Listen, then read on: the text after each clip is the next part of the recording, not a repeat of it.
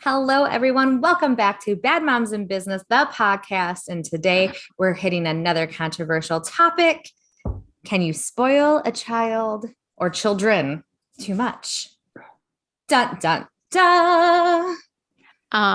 Just for the record, my answer is yes. Just to get that out there, just to clear the air. That's a firm no for me. I figured we were going to be opposite on that. I mean, Bridgette, you might as well weigh in too. You know for a fact that my answer is yes. Mm-hmm. All right. So 2/3 are saying yes, you can. And 1/3 of this group says, no, you can't. Okay. Let me ask it in a different way. Okay. Spoil a child with love too much. No. That's not a thing. Not a thing. So look at us agreeing. Yeah. That's not a thing. And I will say that there's varying levels of spoiledness, right? I think what I'm speaking about is materialism, money, things of that nature, affection, love, experiences, stuff like that. Nope. Don't believe in that. I can get behind that.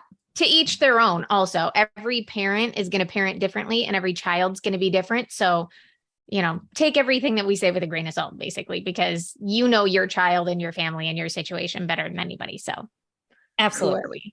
We're not experts here. Again, I feel like we say that like at least once an episode.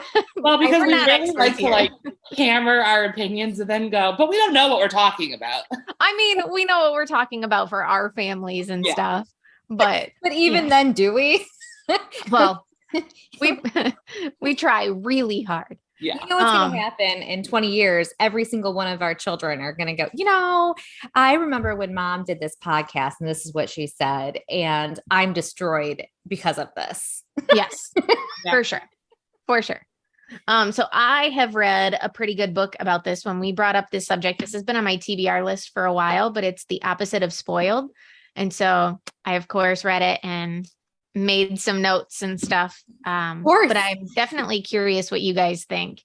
So one of the things that they talked about, which is, so it says raising kids who are grounded, generous, and smart about money. So this is basically like money centric.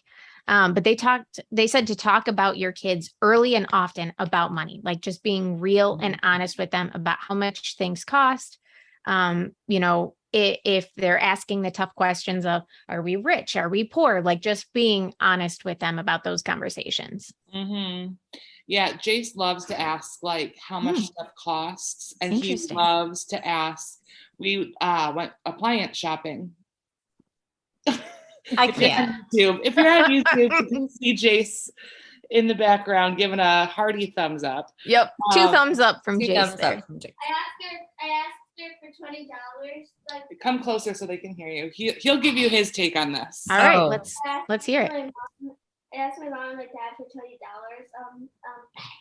a few weeks ago, and speak a little. And they asked me what I wanted for, and I said, "You do your thing, I do mine."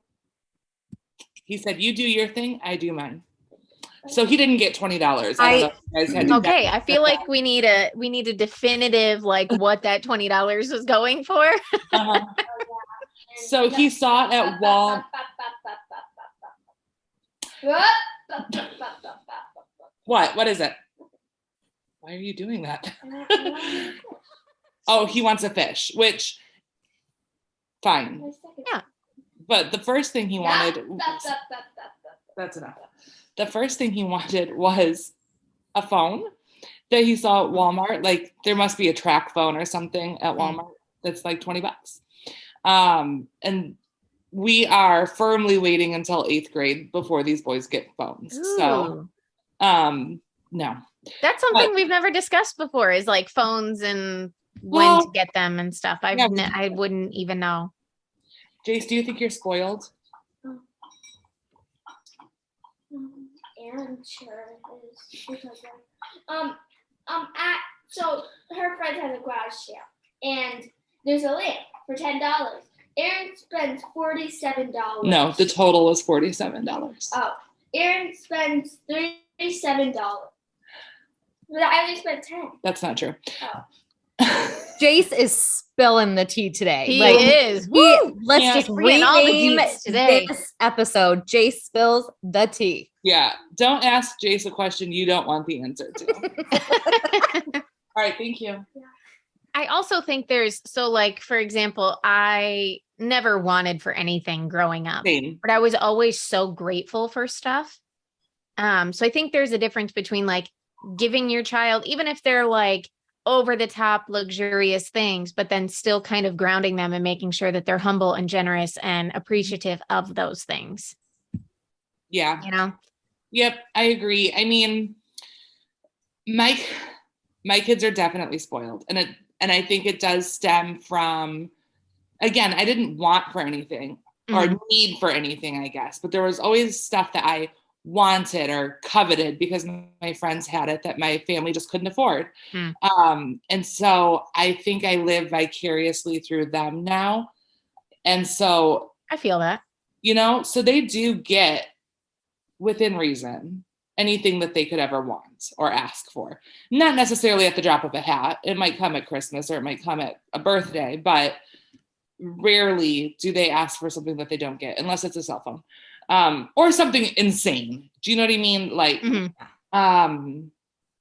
but I'm also very big about talking to them about not everyone gets these things. Not everyone gets everything they ask for. We do a couple different fundraisers or charity events, I guess, for lack of a better term, at our church a year. So they're always there helping with the toy giveaway for Christmas, and they're there helping with the backpack giveaway for the beginning of school. And I saw that. That was really awesome. Yeah. So I do make sure to involve them in those types of things too, so that they know that they are incredibly lucky and that not everybody is so lucky.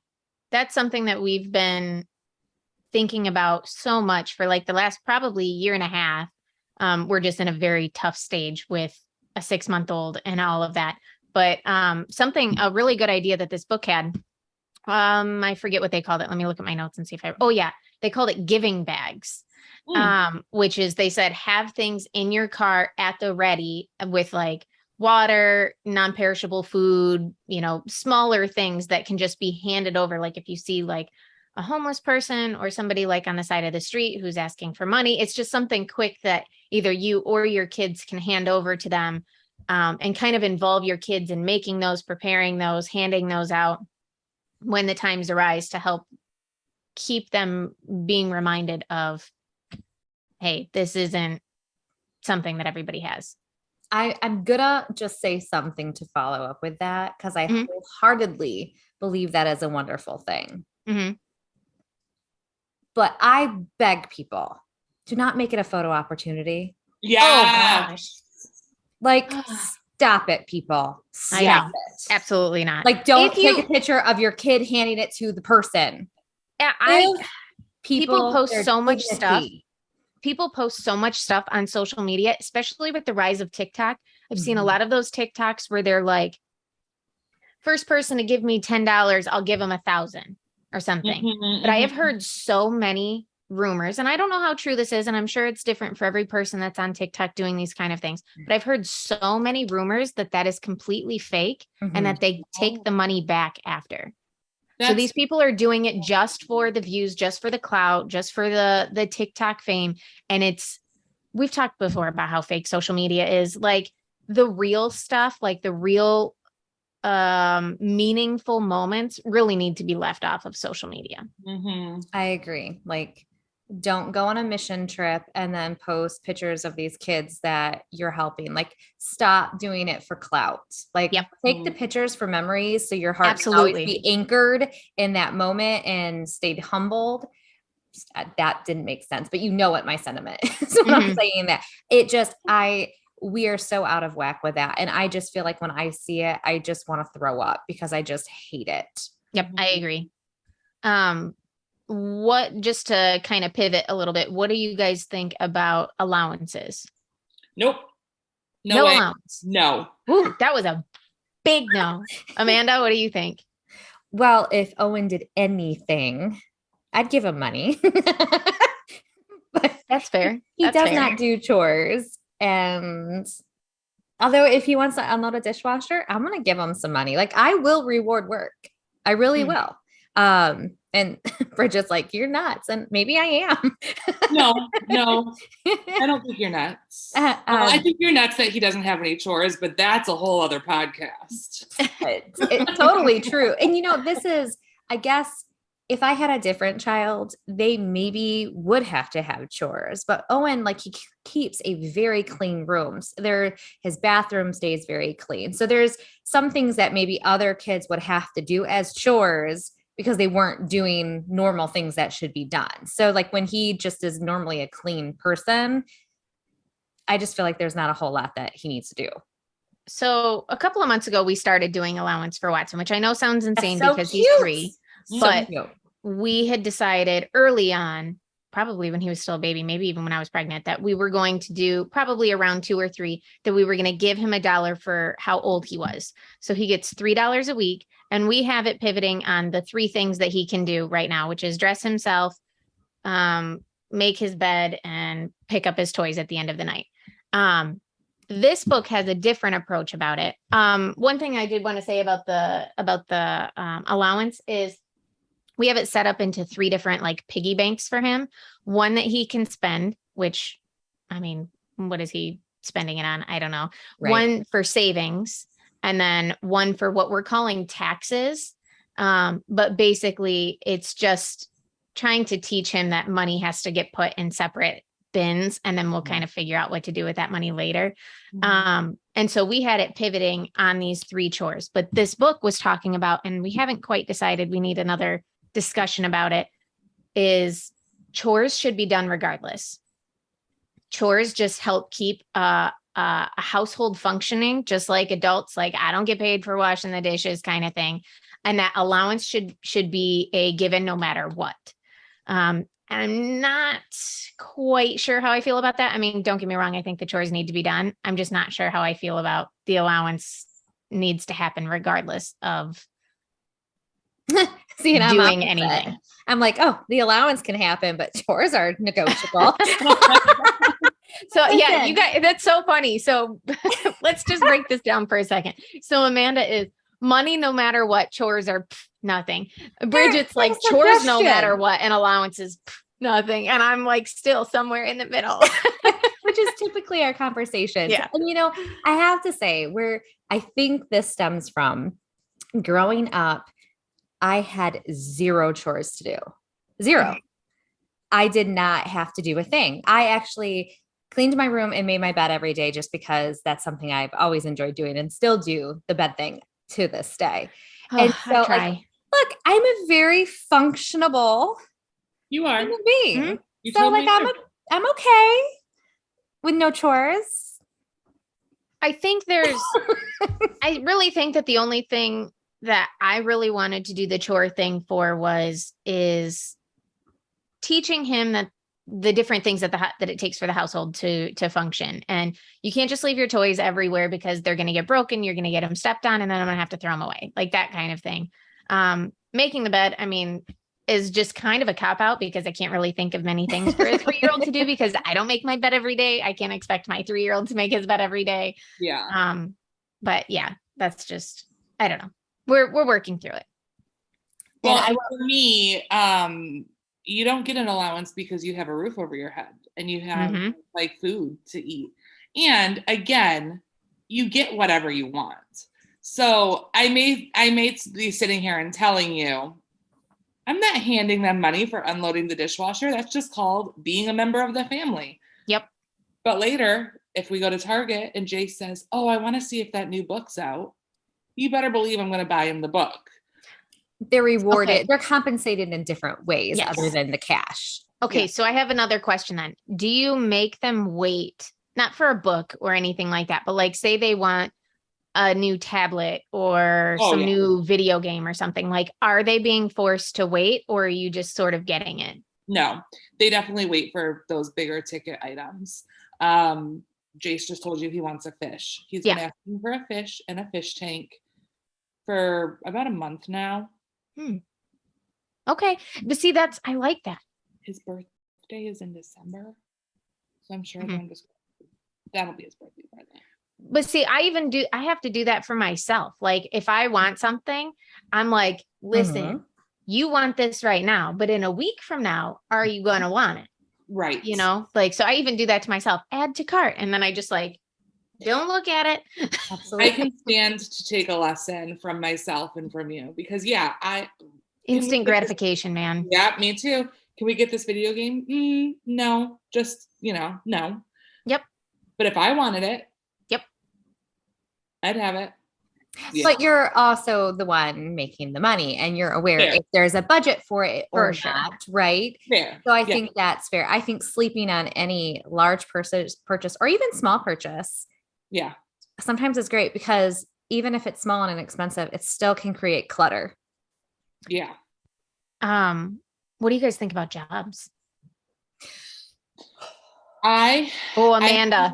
Amanda. Amanda's getting ready. Oh, she's stressed. I had my first job. I want to say I was 12 and I babysat. Oh, I was like, I'm sorry. What? Yeah, no, I babysat. Okay. That's fair. I did that too. But my first real job was at Apple Charlie's. And fun. And I was 15, 16, I don't know. I probably ran into you there then. I must have been younger than that. I may have been 14. Interesting. Is that like legal? I don't know, but I was definitely on the payroll and like got a paper check. It wasn't. So then it had to be. But yeah, I worked at Apple Charlie's for 2 or 3 seasons and I have had a job ever since. I have never had a lull in employment since I was 14 years old.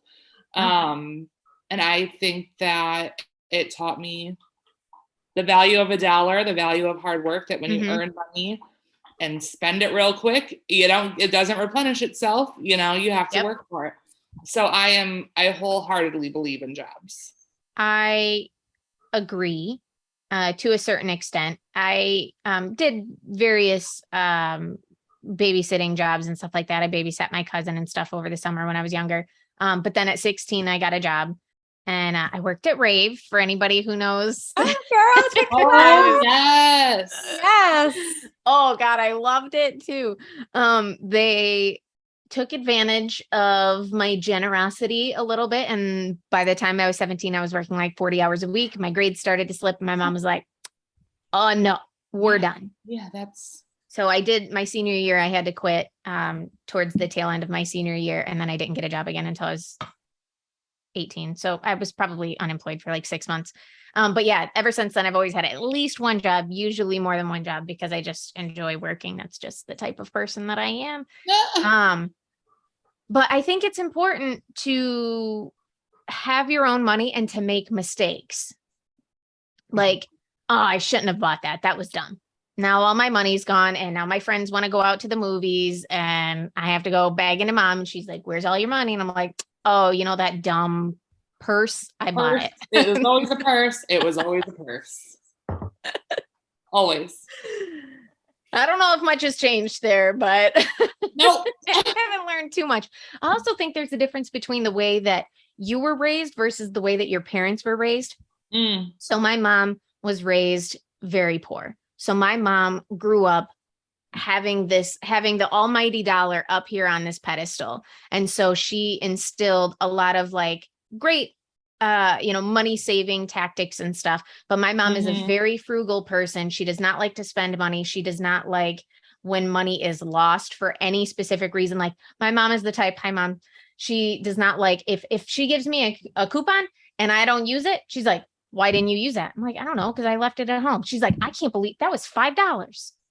I'm like, it's $5. Like, let's calm down. So I think that because she was raised really, really frugally and poor, then that sort of transpired into her like thinking money is the almighty. And I don't really.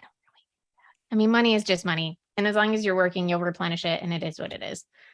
Like if I lose money, it is what it is. Like I've lost money out of my back pocket and stuff. And I'm just like, shouldn't have done that, I guess. I'm 100% the person where like, if something gets broken, I'm like, we can just buy a new one. Like, yeah, it is what it is. Chris is like, It drives me crazy. Amanda, you were going to say something. No, I think we have the rest of our lives to make money. Yep. Right. And so I've always felt very strongly on that. And I think it's more important to have moments than money. And I'm just like, that's just my lifestyle. I'll probably die that way. I'll probably die poor financially. Actually, Owen will be very rich when we die. I at least am smart enough to have life insurance policy. That is my legacy for my baby. Yeah. But going to jobs. So, all right. You guys might think I don't want Owen to have a job because I spoil the baby, all the things, because he's totally 15 and a half and there are opportunities that could be out there for him. Mm-hmm. Yeah. But I have to say, I appreciate, because I, like Bridgette, had a job since I was like 9. I was babysitting, then I started cleaning houses, and then I worked. Amanda with her entrepreneurial brain. We know this. We figured this. I was hustling candy on the playground in kindergarten. I mean, there were no missed opportunities, none. I have no doubts. It was about the game of it, not necessarily the making money. So I am a hard worker just by instinct, and I loved having my own money. Part of it was by necessity to have the extras that I wanted. I needed to make money. Yeah. And I loved taking that burden off of my family, but I just loved it. I feel like employers were different back then than what they are now. I think I personally can't really see a whole lot of places I feel comfortable Owen working in at this time, not just from the leadership standpoint, but the people who are working there as well. And that's not digging at anyone. No, but it's not. I mean, it's the atmosphere of jobs right now in many cases, and I hate using the word toxic, but I feel like that's a strong enough word at this point, very toxic environment. And I am all about, okay, you work for the job that you love. You don't live for the job that you work. And so I would rather Owen have different habits and live within his means, doing something that he loves. And I always say the path you choose has consequences. Everything would, right? Yeah. Right. And so if he was saying, Mom, I want to work at Taco Bell so bad, you better believe I'm driving him to Taco Bell and getting him. And Amanda's like, yeah, yes. you are. I know. It so happens that was the first place that jumped into my head. Yeah, but that's not what's happening. And it's not because he's not a good worker, because he is. It's just, there's not been the opportunity like there was when I was younger to work in safe environments. I just think the world is just different right now. And I'm holding him a little closer while I can. Yeah, I don't disagree with that, but also I think we can't fully protect them from everything that's toxic, because how do they learn how to deal with those things? If he goes out at 18, 19, 20 and gets his first job as an adult and it's a toxic environment, he's not going to know how to deal with it because he didn't have how you deal with toxic is you say, screw this. I'm not dealing with your drama, your toxicity. It's not okay. And you're gone. I will die on that sword. I really will. I think too many people are stuck in this roundabout, employment that they hate. They're not treated fairly. Everywhere is understaffed. So they're overworked. How miserable. It's not fair. It's not fair to them. And I will say this, I saw this, and I don't know if I shared this with you guys already. I might've said it like 3 weeks in a row. I apologize. I'm getting old and losing my brain. So it was this wonderful thing on Facebook I saw, and it was basically how, like, if we're going to a restaurant, our experience just has plummeted, right? Like, we're paying the same amount of money most of the time. Often there's been increases, right? But we're not getting increased value. We're actually getting lower value. And so it was this really great article written. It was basically like, you're not understaffed, you're underbooked. It is unfair for a company to continue to report all of these excellent numbers while their staff is falling by the wayside because they can't keep up with what they want to keep producing. So I think it really needs to adjust that. Yes, if you go to a restaurant and you only have so many people, then you are overbooked if the restaurant is full. It's not fair to the cooks. It's not fair to the wait staff. And I think if this is what people are having to deal with, it's so unfair. And I know that some people just have to deal with it because they have bills to pay, and I can appreciate that. But at this moment in time, Owen doesn't have bills to pay. Of And course. I'm not going to allow him to get treated or work in an environment, because I don't want that to be the standard. Because that, if we allow that to be the standard, that's how everyone's going to continue to be treated. Yeah. I agree. I'm on my soapbox. I also think that, like, my mom always said, if you don't want to get a job in high school, you don't have to get a job in high school. And it was because school was my job. Yeah, absolutely. Yes. So I think that, you know, jobs could really mean anything for your kid, as long as they're a hard worker and that they're kind of grounded and learning how to save money, how to spend it, and kind of making those mistakes and those decisions on their own. To each their own. Yeah, I agree. And I always want to throw this out there. I'm speaking as a mom of one. It's different than a mom of many. You know, rules are different. Yep. Absolutely. Especially with older kids and stuff like that too, because then there's like a tier system of like, you know, looking after the younger kids and stuff like that too. And no two kids are the same too. So one could blow money and one could save money. Absolutely. Yeah, for sure. But we could talk about this all day long. And I don't think anyone else wants to hear us talk another minute about Amanda's angry feeling about toxic workplaces. Yeah. So sure. Someone else wrap up this episode, friends. Well, I have to go get my kids off to their jobs. That's right. That's right. All right. Next week's episode will be much more fun, hopefully. So tune in. We'll see. We'll see what throws in our mind. All right, everyone. Have a great day. We'll see you next week. Bye, guys. Bye. Bye.